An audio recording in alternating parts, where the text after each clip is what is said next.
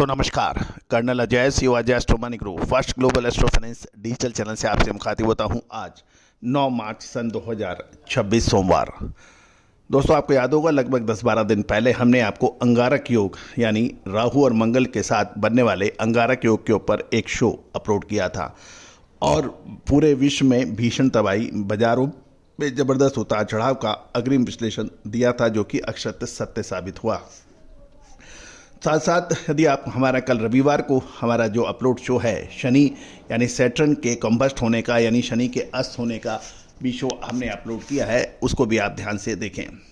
दोस्तों अब खबर निकल के आ रही है कि अमेरिका में अमेरिकन राष्ट्रपति डोनाल्ड ट्रंप ने स्पष्ट किया है कि अब इजराइल और ईरान के बीच चल रहे लड़ाई और सैन्य संघर्ष की में अब जो कि मध्य चरम सीमा पर पहुंच गया है, शीघ्र ही इसका हल निकलेगा। जानिए रिपोर्ट विस्तार से।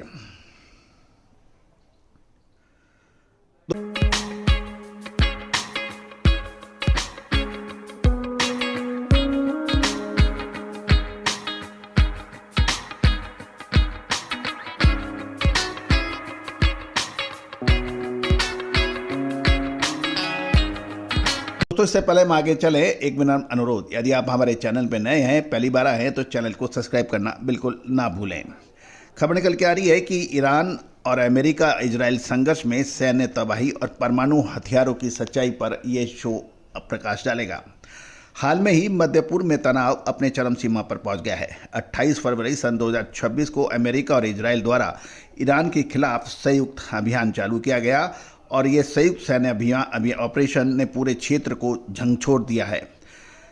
साथ साथ ये भी ध्यान देने वाली बात यह है कि कूटनीतिक स्तर पर युद्ध की दिशा तय करने का अब काम चल रहा है, लेकिन जमीनी हकीकत और तबाही का मंजर काफ़ी भयावह है।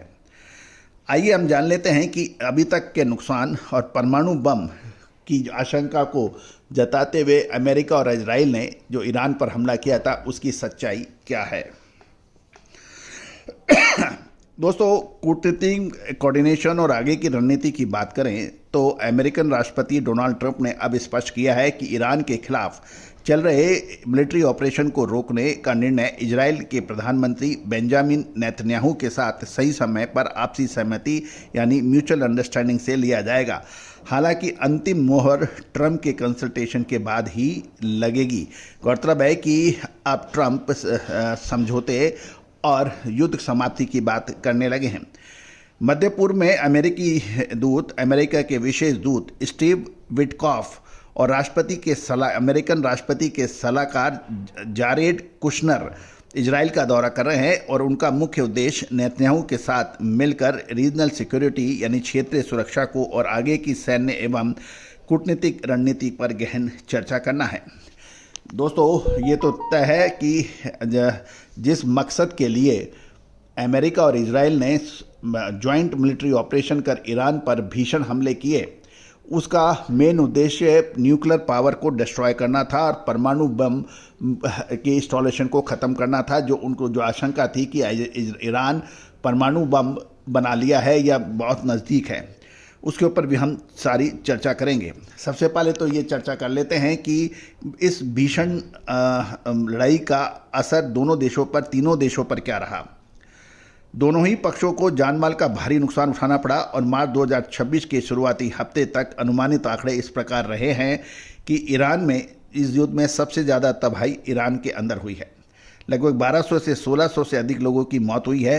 इसमें कई ईरानी टॉप मिलिट्री लीडर्स और बड़ी संख्या में आम नागरिक शामिल है। गौरतलब है कि पहले हमले में ही अमेरिका द्वारा बम बरसात से ईरान के शीर्ष पॉलिटिकल और रिलीजियस लीडरशिप और मिलिट्री लीडरशिप के लीडरशिप तबाह हो गई थी। साथ साथ इंफ्रास्ट्रक्चर की तबाही की बात करें तो अमेरिका और इजराइल के लगभग 2000 से अधिक हवाई हमलों ने तेहरान, इम्फाल और करज जैसे शहरों में बाहरी तबाही का मंजर हुआ। न केवल सैन्य ठिकाने, तेल डिपो, मिसाइल फैसिलिटी और नौसेना के जहाज़ों को नष्ट किया। मसाले, खुशबू और प्योर झांझ, टेस्ट से भर दे हर जुबां पे स्वाद। एवरीडे मसाले, देश का स्वाद।